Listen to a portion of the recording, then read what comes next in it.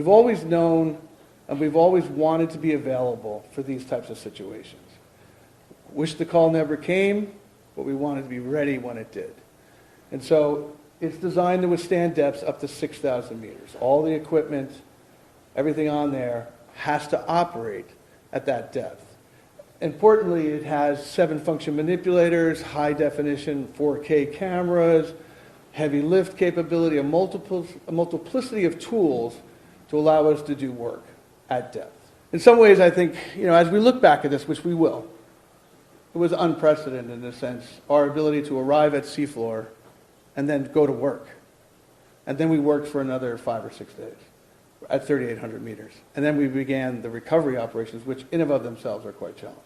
And I can't say enough about the professionalism and the preparation of the entire response that allowed us to come in as primary and have that waiting for us. I mean, it's a little hard to explain, and the visual, of course, is in all of our head, but that was the real opportunity. Of course, we had to describe several scenarios, but we were not set for anything else but recovering that submersible. And that's what everybody was focused on. So it was laser focus, job at hand, safety, get it done. My name's Andy Bowen. I'm a principal engineer at Woods Hole Oceanographic Institution and director of the National Deep Submergence Facility.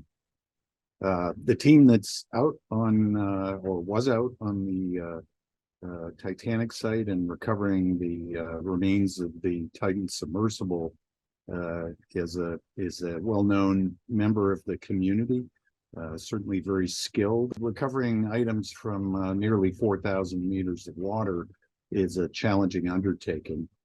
Certainly many of the activities also would be similar regardless of the water depth, even if it was relatively shallow in comparison. The questions and challenges relate to the robot rigging the items to be retrieved to the surface. So providing suitable lifting points so that the items can be brought back to the surface. The majority of the items and debris probably are beyond the capacity of the vehicle to actually bring back to the surface on board the robot.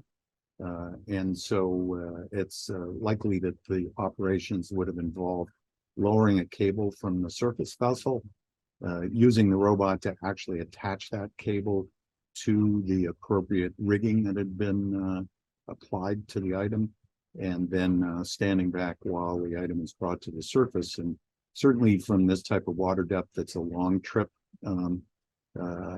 probably taking well over an hour to bring the item to the surface. The first thing that they would focus on, of course, is mapping the debris on the seafloor.